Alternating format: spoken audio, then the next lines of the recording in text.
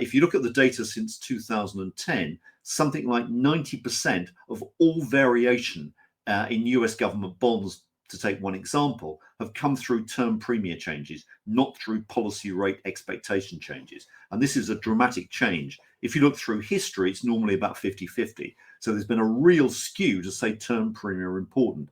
Now, what are term premium really representing here?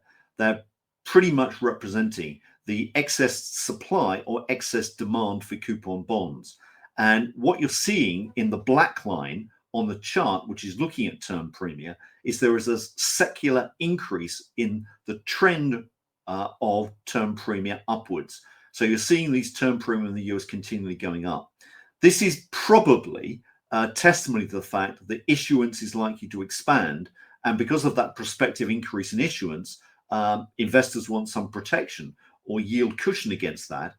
In other words, the excess supply of bonds is going to increase, and therefore yields will have to increase. In other words, prices fall to clear the market. And that's pretty much what that's saying. Now, before we get hung up on the US to say this is, the end of dollar supremacy or the end of the US Treasury market as a safe haven, which is what the media love, of course, to say, that really is, complete bullshit, if I can say that.